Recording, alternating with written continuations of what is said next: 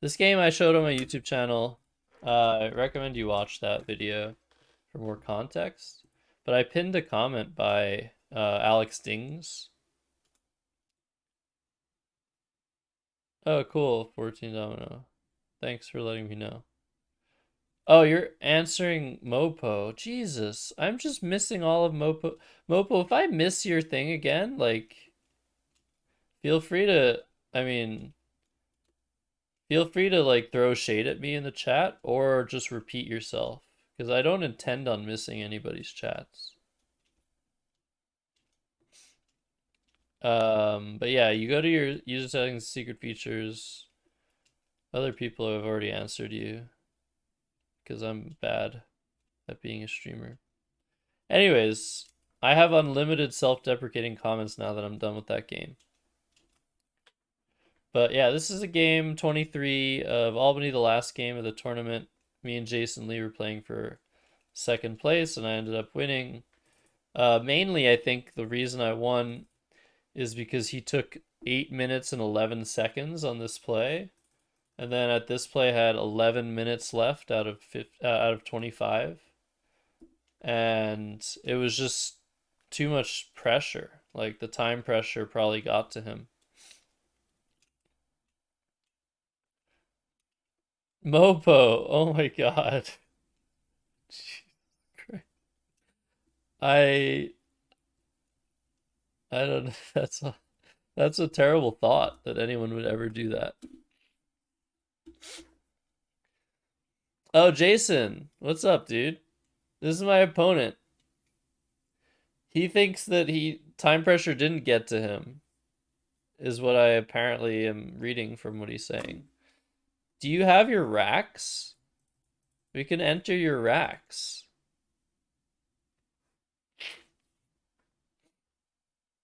You can enter your racks this game. I didn't want to be mean. I could play Lee and Id as an outplay. You don't have to if you don't want to, Jason, because I was just gonna talk about the play that we talked about. Jason's my clubmate. We are actually just talking about this before I got home. We were talking about this position where Jason played FEUS and I exchanged for. Yeah, I'm glad that was just you being shady. I hope there was no like truth to that whatsoever though. Like I really hope you don't feel that way at all, because yeah, that would be pretty bad. I much prefer talking to not elite Scrabble players in my chat. Not that I don't like talking to you good players, but you get kind of annoying and pedantic and petty, just like me. And you're always telling me when I missed words instead of congratulating me for my plays, which is apparently what Twitch chat's supposed to do.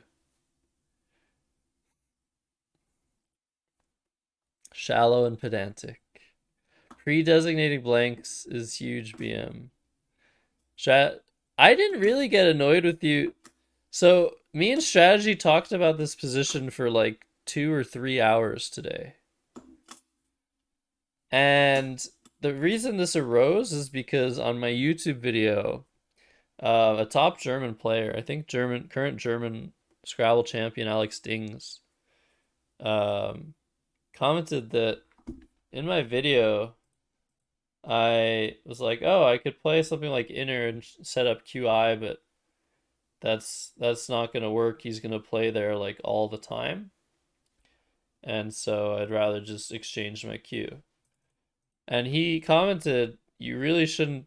I don't think you should have discounted the play of Inner. I think that there are very good reasons to make this play, and Quackle would agree, probably.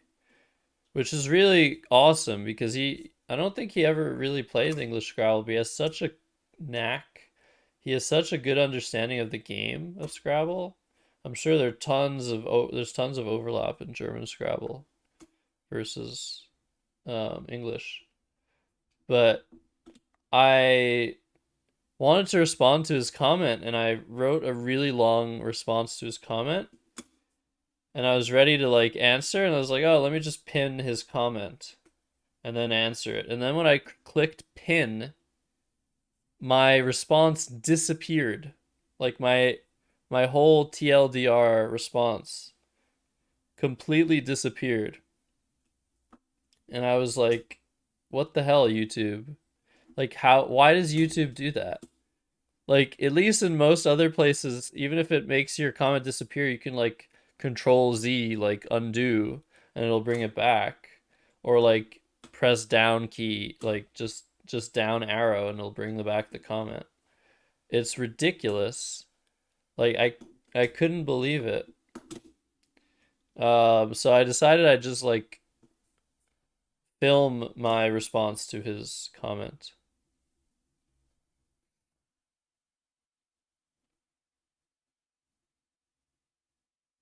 Oh, with wound. Okay. Well, the most important thing is what did you have with FEUS?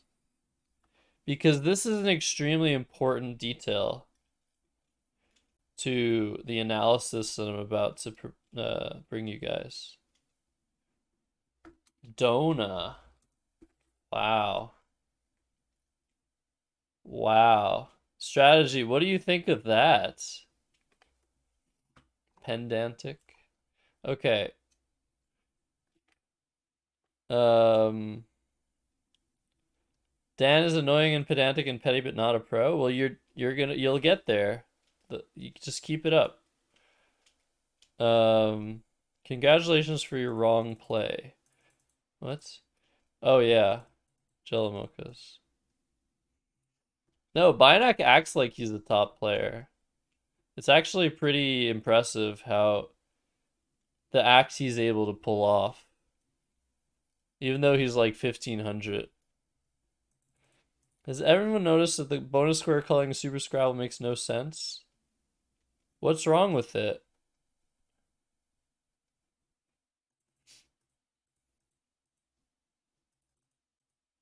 Um, yeah, we love those videos. If anybody doesn't understand what the hell chat's talking about, you've missed a very important part of the internet. And one of my VIPs can probably link you a video to fill you in on what's going on.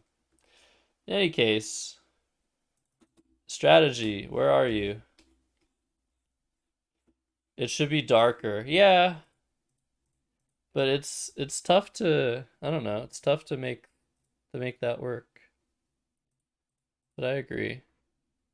But it's already super dark is the problem. They didn't expect to have to go darker. Like Leonard Cohen. You want it darker. He has such a low voice. Holy shit. Ad. Rest in peace, Leonard Cohen. Mopo, you are preaching to the choir here. Woogles is terrible. Everything Woogles has done has just been a complete and utter failure.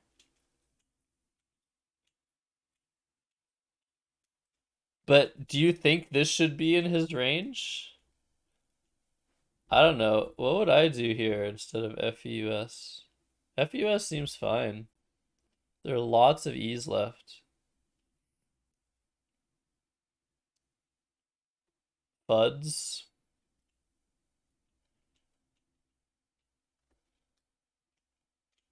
Yeah, 14 domino, dude. Your bonus squares are terrible in Super Scrabble, apparently.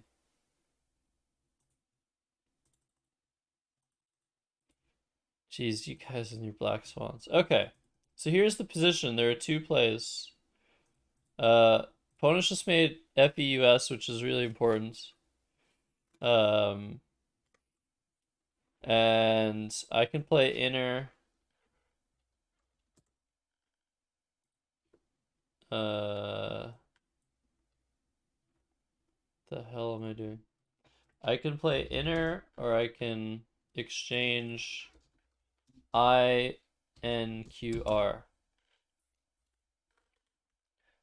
Those are pretty much the options. And this is what we call a setup. A play that is an attempt to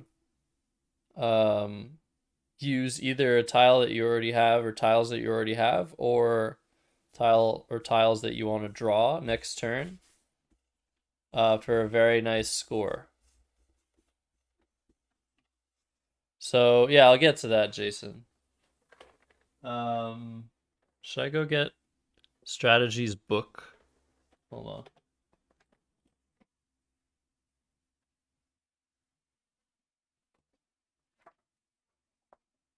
This is Strategy's book, Breaking the Game, where there's an entire chapter. There's an entire chapter. This is his website. You should, Dustin. There's an entire chapter. Well, not an entire chapter, but in chapter 6, where the hell? The tiles. 91. Wait, this isn't right. You told me it was chapter 6. Didn't you tell me it was chapter 6? Decision making. Oh, chapter 8. Yeah, it's chapter 8. I can read. Setups.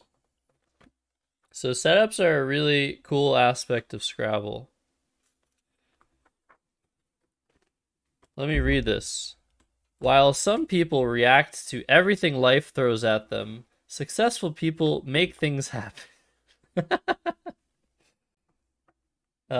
They establish a social group, a desirable job, or a lifestyle they want to live. Successful Scrabble players develop the same attitude. They force their opponent to react to them and plan ahead to put themselves in advantageous situation. Chapter 5 briefly discussed how the value of boards are dependent on the board. It discussed keeping bingo leaves on wide open boards and scoring leaves on boards with open bonus squares. However, you don't have to be a slave to the board. You can alter the board to conform to your remaining tiles. This type of play is called a setup. That's a nice explanation. And 2 more sentences, or 2 more paragraphs. Yeah, make this a copy pasta. Setups allow you the chance to use your high-scoring tiles for big points, and can allow you to use bingo tiles to play a bingo. They allow you to create a board conducive to your remaining tiles. When there are no good Scrabble players, masters have the ability to create scoring plays for next turn. Setups also carry risk. Your opponent might block your play either because they can score well or because they suspect your tactics and choose to block. Setups are also constraining. They often don't allow you much flexibility next turn. So, Strategy also had like a presentation about setups in 2014. I think I briefly attended. Oh, that's 1 page, dude. That's all I'm reading. In any case, inner is a setup. Now, Kenji Matsumoto's strategy described 3 aspects of a setup. One of those aspects is the setup easy to suss out? Because the more likely your setup play is to be sussed out, the more likely it is to be blocked. Kind of. Yeah, copyright strike me.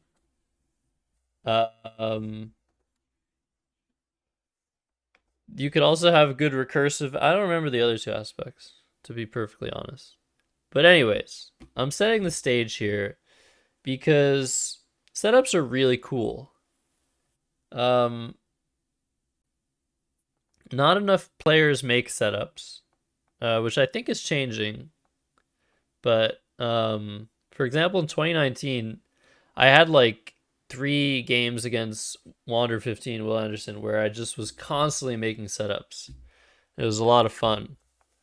Um, but yeah, they make your opponent like think. A lot of uh a lot of the old guard and experts from way back when and even experts today believe in the principle of just not reacting to your opponent's plays. Like just play your own game. That way you can't be manipulated in any way by your opponent. Um, that way your plays will be unexploitable. Because you're just going to be making what you think is the best play in a vacuum every turn. Now, not only is that approach like really like difficult to even parse, like what does that mean? Like how do you know that you're not reacting to your opponent's plays?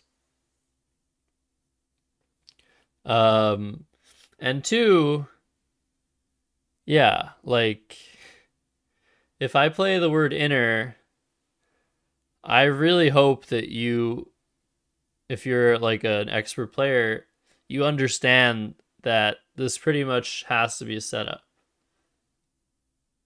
Now, if we get to the point where everybody's sussing everybody out, it gets really even more interesting because the meta can get even more complicated where now that everybody is spotting setups that their opponent is making, you can start making fake setups to induce your opponent into blocking a spot that they think is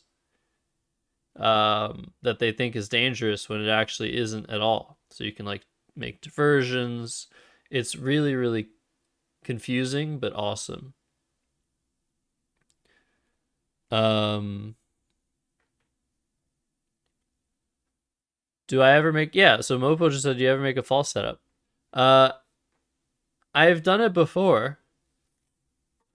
I can point to scenarios where so there's a difference like if you're behind and you're creating like dangerous S hooks when you don't have an S. I mean, you could consider that a setup play, but it's or a fake setup play, but it's not really. It's just like trying to open the board and trying to play with the probabilities. Um, but like a fake setup would be like playing inner without a Q or an X. Um, and that would be incredible. So here's the thing. My play should be influenced by Jason's last play. Now with a play like FEUS, it's not like I can like determine what letters Jason has. I can only sort of like vaguely like I don't know, in the dark, I sort of like see these shapes, these silhouettes of what is possible or possibly on Jason's rack.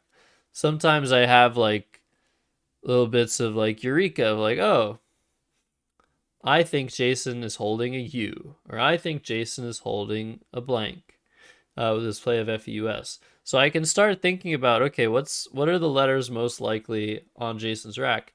And doing that, I can actually narrow my search down to what letters are almost definitely not on Jason's rack. Now, I would say a G is very unlikely. I would say a B is very unlikely. I would say a K is very unlikely. Um, and yeah, maybe a couple other like combinations. But by narrowing it down like that, it's because I'm like, okay, if he had this letter, wouldn't he play Fugs? Like if he had a G, wouldn't he play Fugs like all the time? If he had a K, wouldn't he play like Kefs? And these are again not like totally deterministic, but they give you good like standpoint to try and figure out what sort of letters Jason's holding on. So I mentioned a few scoring tiles like the B and the G. I guess the G is just a bad tile. It's not scoring tile or bingo tile. Um, And so what do these letters have in common? They score points. So the one thing you might gather from FEUS is that Jason probably does not have another scoring tile on his rack. Probably tops he has like a D. Don't take that out. Whatever, do whatever you want.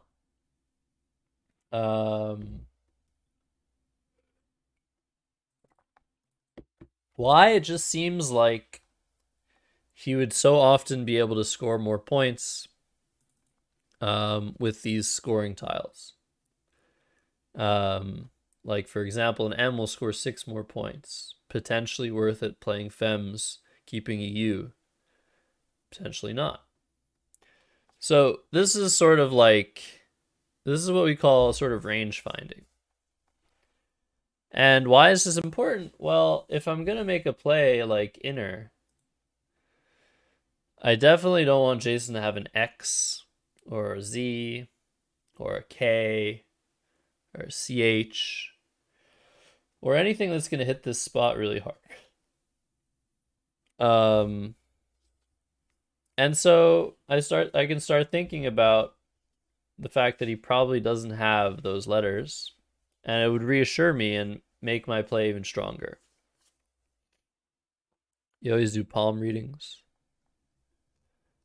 In any case, the problem with playing inner, even if I have determined that Jason's range, the letters he's keeping, are probably not very conducive to this here spot that I would be creating. Like, let's say I knew he had A and OD. Well, A and OD, like, I'm not worried about A and OD. Like, he's probably not going to have a big play at A1 if he has A and OD. And there are a bunch of just thoughts like that. It's like a lot of the letters he has left over are not going to be able to hit this spot. Of course, he's drawing 3 letters, and the likelihood of him drawing a scoring tile is pretty high. So you have to keep that in mind as well. The likelihood of him drawing 3 vowels, for example, is probably somewhere like 10%. The likelihood of him drawing 2 vowels, 1 consonant, probably like 30%. 1 consonant, 2 vowels, probably like 35%. And, 2 consonants, 1 vowel. And 3 consonants, 0 vowels, probably like, I don't know. It should equal like 100 almost. Oh yeah, I'm gonna be discussing it for at least another half an hour. 14 domino, because this is a really interesting turn. So let's say I determine that because Jason is less likely than average in my determination to be able to use this A1 spot, that makes my setup better than it normally would be, because it makes it more likely that I'll be able to cash it. QI is going to score 68 points at 1A. That is what I'm setting up if you're not following. What else?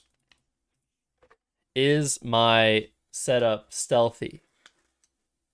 Does it look like a setup?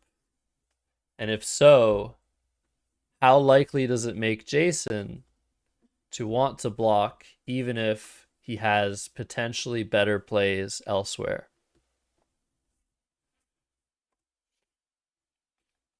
And the answer is inner has a very big problem.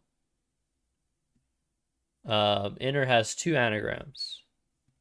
Renin, which doesn't play, and Niner, not Niner. So inner and Niner. So if we look at this play of Niner, it's exactly the same as inner. The only difference is the I and the N are switched. Now, what does that do? That changes a lot. If you look at this word versus this word, you would wonder why anyone would choose this word over this word. Why would they put a vowel next to a bonus square rather than a consonant. The fact of the matter is, if you play inner, plays on the triple are almost always going to be a lot higher scoring. So as a result of that, that means that a strong player is going to notice this. Notice that with the same letters, you could have played niner. Why would he play inner instead? That doesn't make sense. And that's when they start to think, ooh, maybe Josh is trying to set himself up. Does he have... And then you have to think about what your opponent is going to be thinking about. So I would think that Jason, if I played inner, would be like straight away, Josh might have a Q. Josh might have an X. He might have XU. He might have QI. He might have just the Q. Maybe he has the Z. Maybe he's setting up like dits or rits or... Anyways, I would think that from Jason's perspective, the most likely scenario, if I play inner, is that I have QI ready to go for next turn. And that's a big problem. And this problem is hard to quantify, of course, and we'll get back to that.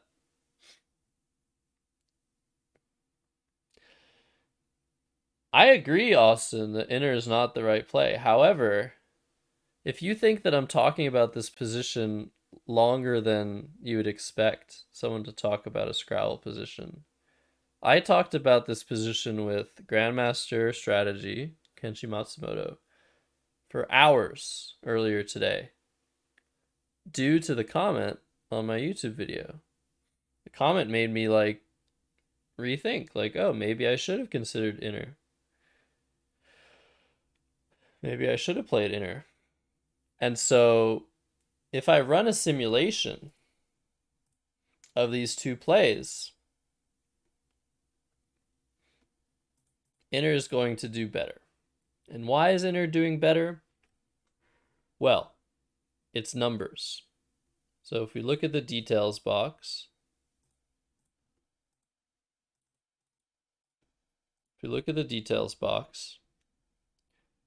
our next turn, we are scoring 43 points. And we're scoring 12 points this turn. If I exchange, we're scoring 0 points and then scoring 45 points. I'm giving back 7 more points or 5 more points. It'll keep going. It'll say, your play of inner is dangerous. It's opening up a spot that's giving Jason a lot more on average. Other than that, the numbers are pretty similar. But it's saying, inner's saying, Quackle is saying, inner gives your opponent at least 5 more points. And so often your play is blocked, right? If the play isn't really blocked often, according to Quackle, my average score after inner would be really high. It'd be at least 68 points if it's never blocked.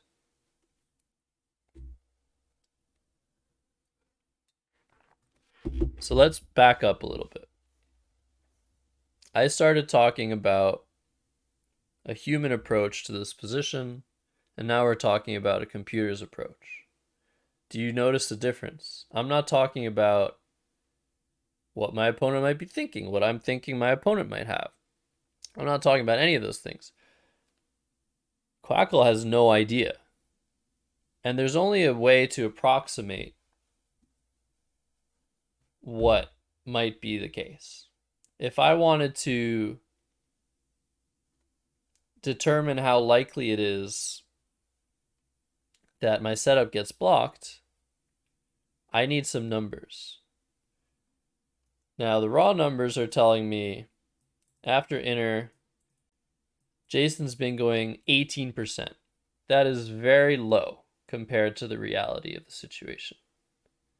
because I can find Jason's range, I can be pretty sure that his bingo chances next turn are probably something like double that. Quackle is only assuming Jason has random letters. But if I were to enter into this position a specify partial opponent rack, and let's say I put Jason's exact letters, bingo percentage is knocked up to around 30% from 18%. That's just putting his exact letters. Now, I don't know what his exact letters are. I can only give myself an idea. So if I were to analyze this position and wanted to know how often Jason's bingoing, why do I want to know that? I want to know that because those are situations where I get to cash my setup of QI. If Jason's going to bingo, unless he has some like insane word that happens to block QI through the I and the F, like 100% of the time, if he has a bingo, he's going to let me have my spot. So that's why I'm trying to determine how likely he really is to bingo. Now, this approach has its issues because I have to do this multiple times. I have to go like, okay, maybe he has something better. Maybe he has U blank. Maybe that's the sort of rack that he might have. And then we start again. If he has a blank, his bingo chances are over 50%, even with the U. So we do that over and over and over and over again until we sort of give ourselves an idea based on our perception of what letters Jason might be keeping with his last play. So this is really complicated, right? Like, I don't know if I'm making any sense to a lot of you. But to try and analyze this position, there's only so much I can do with Quackle, with this engine that I have, because it is not smart. It doesn't understand how to exploit somebody. It doesn't understand that Jason's gonna have alarm bells ringing if I play inner. It doesn't understand that yeah, there's a lot of things it doesn't understand. So yeah, how do I determine the likelihood that Jason is going to block my setup? And once I figure that estimation out, because it's all estimation, there's no way to actually like figure this out right now. But you can estimate a lot of things and get somewhat close. I think strategy calls this theory crafting to a response. You get somewhat close to a response. Now, after strategy and I talked for 2 or 3 hours, we determined that we would give Jason a 40% chance based on all his possible ranges of letters to bingo next turn. And so that's 40% of the time that I get to play QI. Now we can do the math. We can be like, okay, when I get to play QI, it's 68 points. If I get to play that 40% of the time, then we have a number. Was that 29? I don't remember what the number was, or 27, right? Yeah, it's 27, a bit more than 27. 27, it's 27 something. So that means 40% of the time I'm scoring 68, that's 27. So what happens the other 60% of the time? The other 60% of the time, it seems pretty likely that Jason will at least very much want to make a play that blocks this spot. And since it's such a big spot, it would seem very likely that Jason will have a good play there. However, if you go even further and you think about the sorts of racks that Jason has where he's missed his bingo, so the other 60% of the time where he doesn't have a bingo, what sorts of racks does he have? These racks will be vowel-heavy racks. These racks will be clunky racks with high-scoring tiles.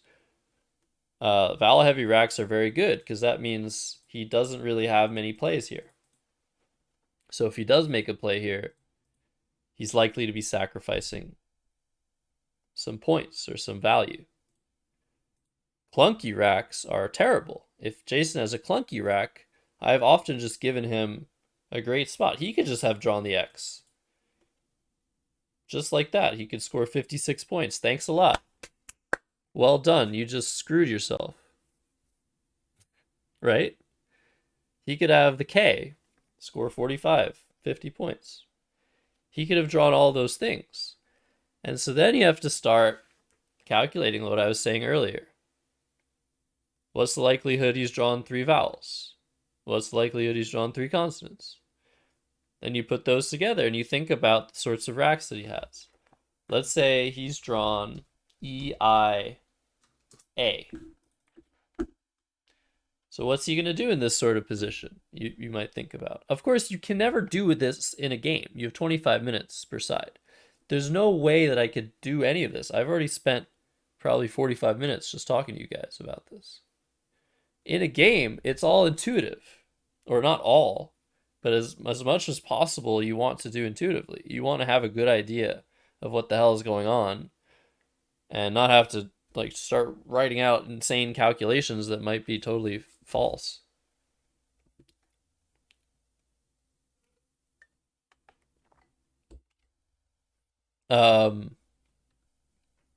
Yeah, but this is the thing, just joshing. It's super interesting how some players can be better on a computer but practically worse. But this sort of play, this play of inner, actually, I think, after talking and debating this with strategy, I think the play of inner is actually better than Quackle thinks. And here's the reasoning. If Jason has a rack like this, his best play, I guess, is Xiao, but he can just play Oidia, which is just totally great. If Jason has a rack like this, for him to block this spot, he has to play all the way down here, Dike, EENU for 30, and sacrifice 10 equity points to do that. Now that doesn't feel good. It's like you're basically saying I have made a determination that I need to block the spot even if it costs me 10 points. But if it's costing Jason 10 points, that's great. That means that my setup has caused my opponent to make a worse play. So that increases the value, potentially, of the play. The problem is, it doesn't really. If Jason plays Dike, what's my play? QIS. Great. Like 80% of the time I have to play QIS for 12. 56 points less. So he's just sacrificed 10 points. And I've just sacrificed 56. That's not good. You don't want that. In this position, I exchanged keeping INR. And I'm going to explain at the end of this why I think it was the right play. Now, I say right play and not best play for a reason. Strategy and I determined, we did some math. We gave Jason a baseline of 40% chance of a bingo. And let's say the 60% of the time, or 50, let's say 50% of the time, he's blocking the setup and he's causing me to lose 56 points on my next play. We determined that the equity over 2 turns for the play of inner was around 50.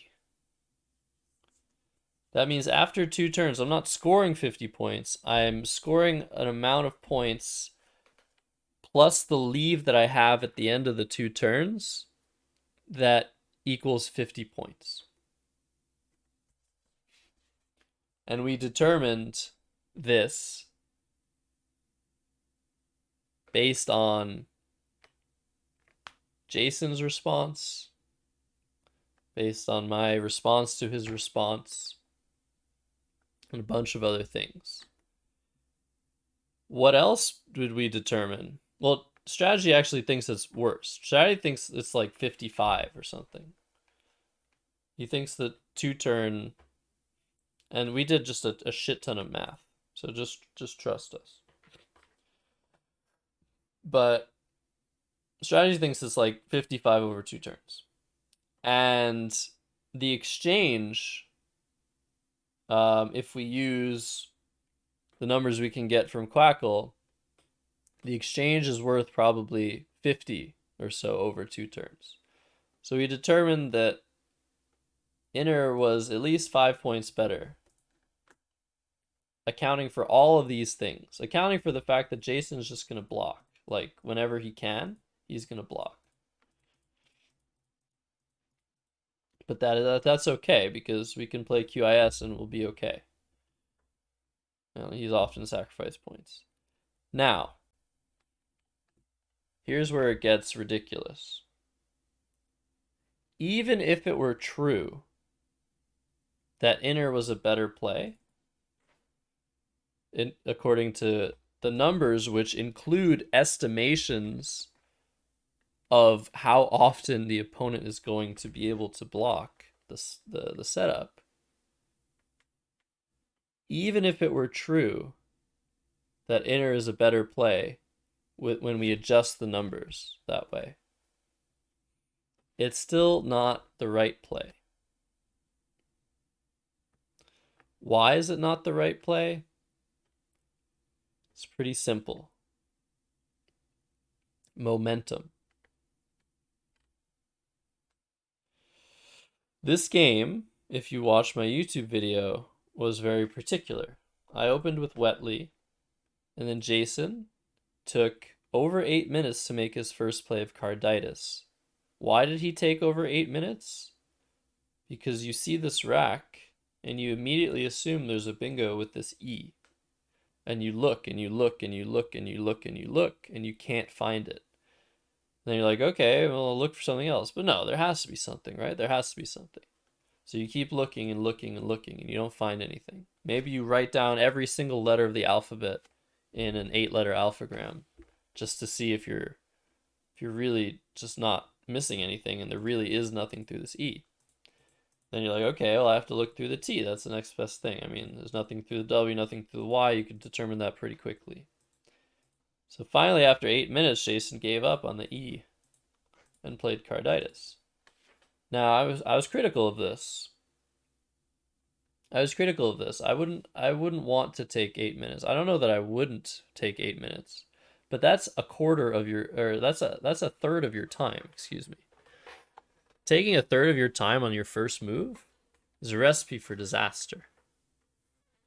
That means you have not enough time to think about potentially other pivotal positions in the game.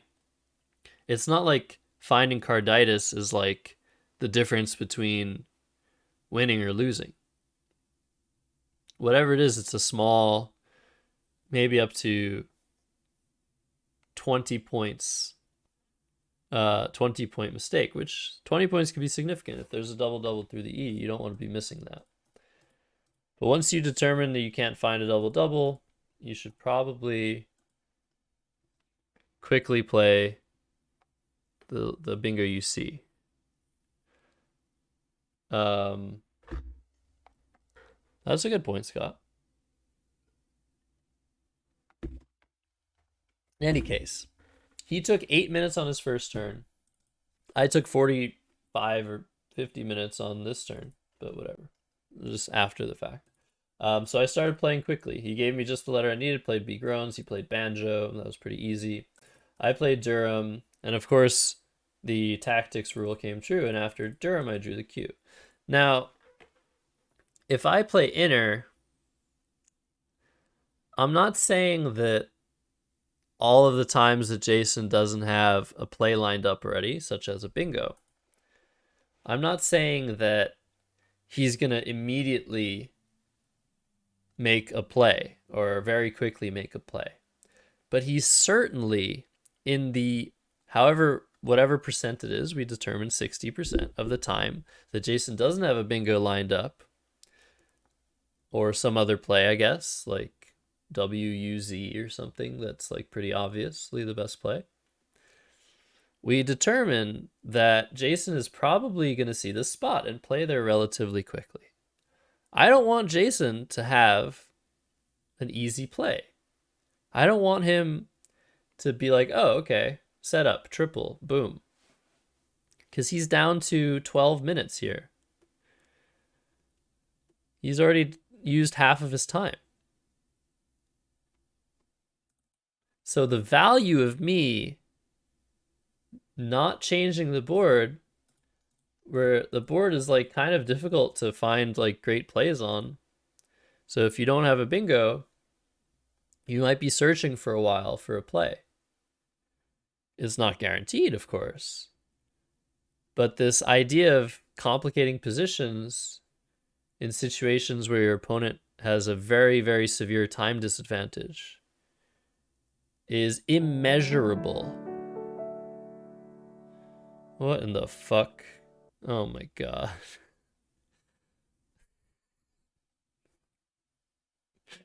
What's a possum? Oh my goodness. All right. I guess for every 5 subs, you get to be a child in chat. Thank you for gifting 5 subs, Possum, randomly. You must be quite pissed. The tactics rule is if you play the U, you draw the Q. All right, Luxbox Lind. Oh, Carl plays Go. I've never seen that person. K-Man, Liari, and Mopo got subs. That's pretty good. That's a pretty good arrangement of people. Thank you, Possum, for the kindly gift. Exactly. That isn't even a question, right? So, what was I saying? We mustn't spend much longer on this. I don't know if I can make a YouTube video out of this, but whatever. I'll try. Maybe just a Twitch highlight. The value of making Jason think is immeasurable. At a certain point, even 30 extra seconds of time you're making your opponent think is huge. It can be worth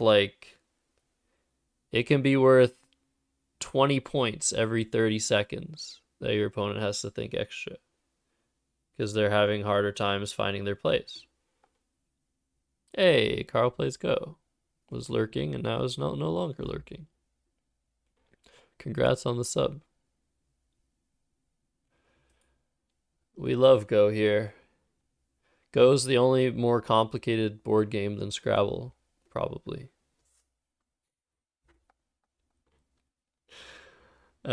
Controversial statement. Yeah, I mean, it depends. David E knows it depends.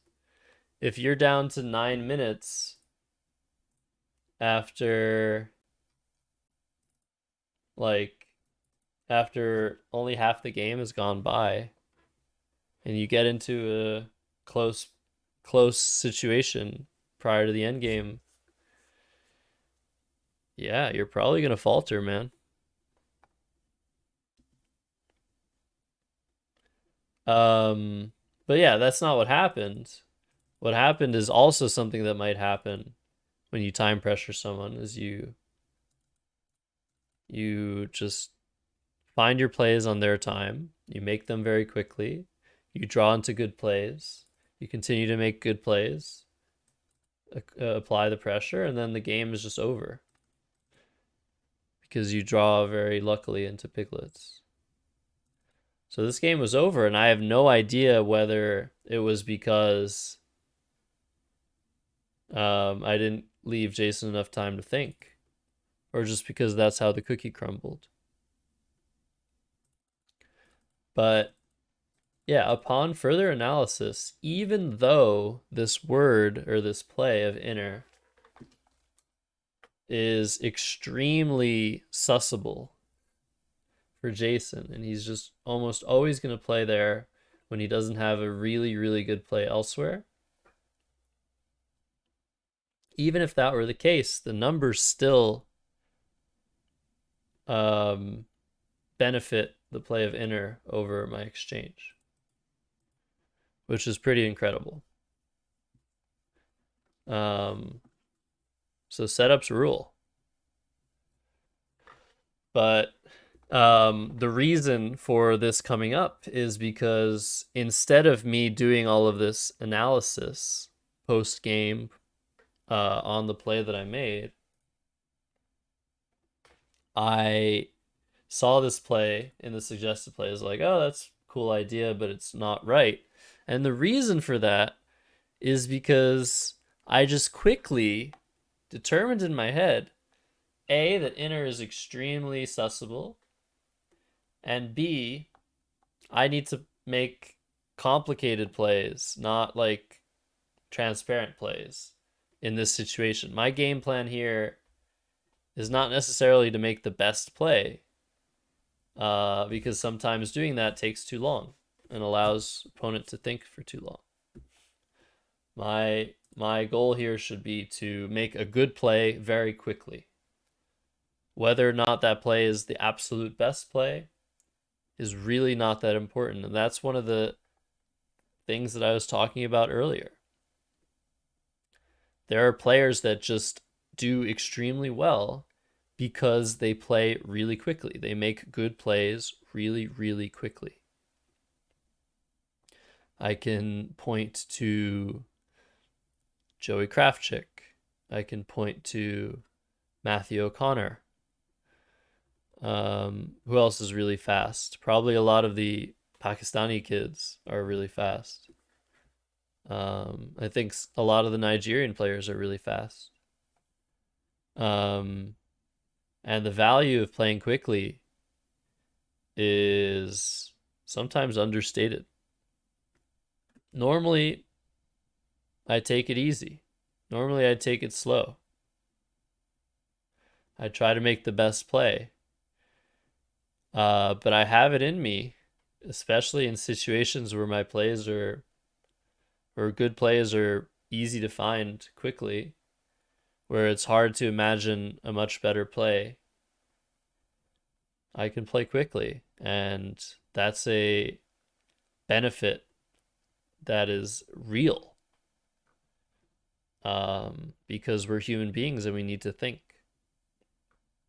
And 25 minutes sometimes isn't enough to do all of the analysis that you want to do in the middle of the game. And that's why we've just analyzed this for like an hour.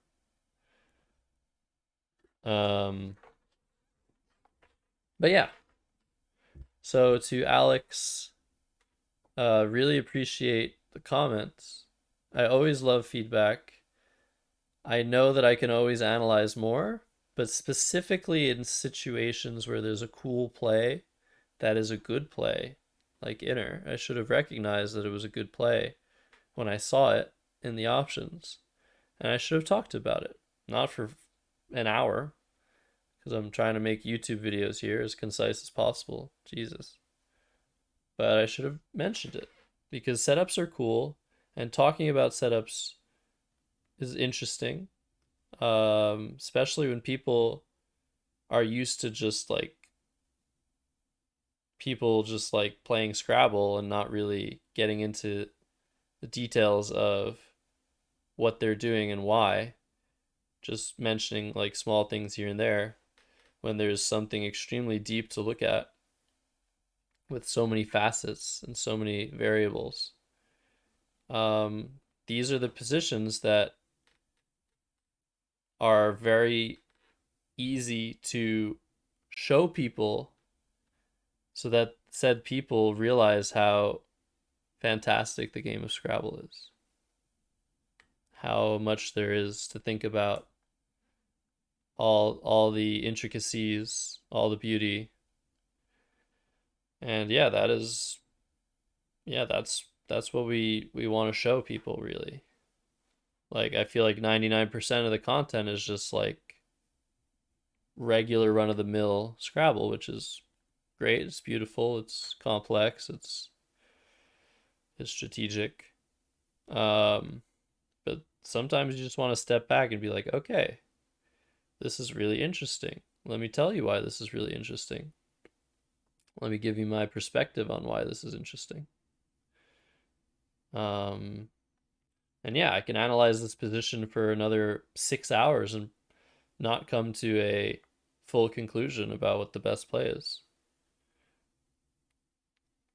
Um, but I can definitely fucking outthink this stupid Quackle thing. Like this thing has no fucking clue what it's talking about most of the time.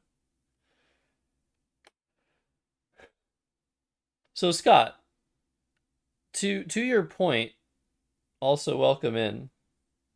Appreciate you being here. But to your point, when I say 40% chance of bingo, I'm not saying that is the raw number of available bingos that Jason will have next turn. I'm saying 40% of the time he's going to play a bingo. That doesn't mean he has a playable bingo 40% of the time. So those are two separate things. No strategy. And this is where strategy and I are diverting in opinions. He has to be bingoing, I think, at least 40% of the time for Inner to be conceivable as the best play.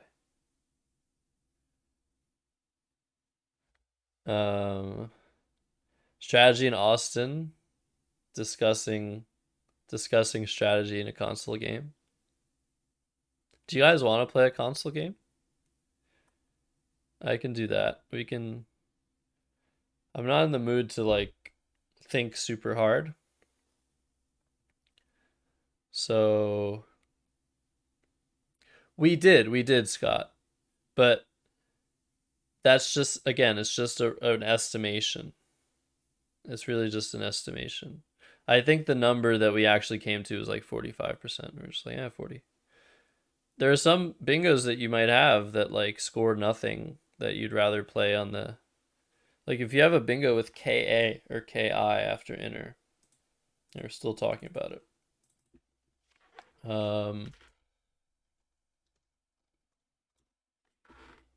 No, that doesn't work. What about uh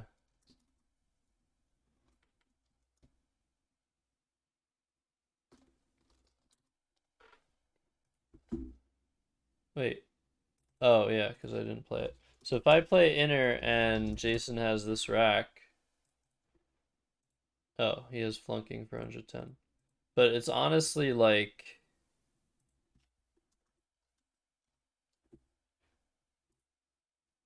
let's say he has this rack.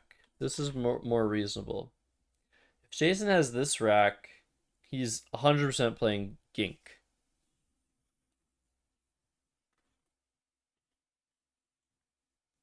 Um, Even if it might be technically worse than a bingo, he's 100%. So there are situations where he has a bingo. Thank you for following, Fermented Strawberry.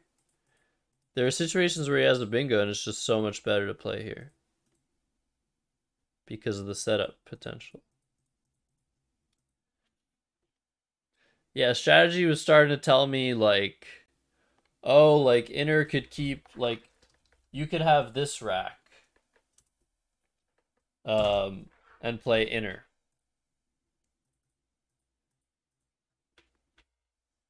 And I was like, no. But now that I look at it, he's probably right. Like it's not far off of Nick's. But he was starting to give me like this rack. I was like, okay, maybe. And then he was giving me like this rack, and I was like, what the fuck? Are you crazy? Would you guys play inner with this rack? Maybe. And that's the thing. The confirmation bias is very, very strong. That's why it's extremely important. It's always been one of the greatest assets that I've had as a Scrabble player is that there are other people willing to discuss these things at length. Even if they have nothing to do with this game, they're like, let's fucking talk about this for forever and ever. And having outside, see you, Luckboxland, having people on the outside come in and tell you what's up or tell you their opinions is incredibly important, because I can play a game and have like 10 ideas about the game or about certain positions, and those 10 ideas could be totally wrong because I'm in my own world and I know what I have. And so I assume that my opponent has a better idea of what I have, or like a bunch of things I could just be totally wrong about. Um, and my mind could be opened. And I mean, strategy's been probably the most useful asset in terms of like discussing positions for a really long time, but I can't like take away from JL84, Jason Lee, who I played this game against, who mentored me for years before I became an expert player. We must have talked about positions, like Scrabble positions, of course, for very, very long periods of time, multiple occasions.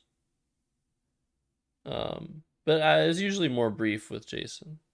Like he gets to the point quicker. Her strategy just rambles and rambles, just like me. And we disagree with each other on like every little detail. So it's like, when you get into an argument with somebody just about like something, like let's say your spouse or your partner, you get into an argument about like this really little thing that turns into this really big thing that turns into these other really tiny things. It's kind of like discussing Scrabble strategy.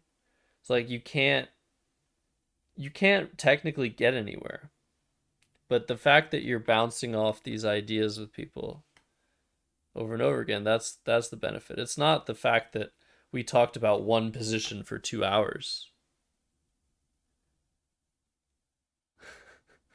That has to be copy pasted.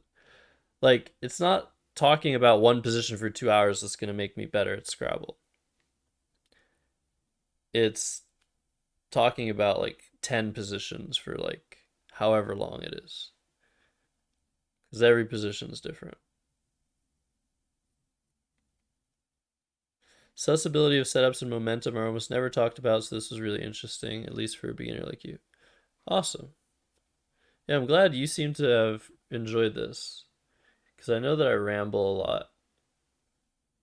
And I know that since Scrabble isn't really big, like I could just be a complete witch doctor. I could be just total like bullshitter, and you would never know because I just happen to be very good at this game. But maybe I'm just bullshitting whenever I say stuff. Like maybe I'm just intuitively good at the game and I don't actually know what the hell I'm talking about. It's a fear. I go to bed every night with that fear. Anyways, it all starts with your opponent's last play, and it never ends.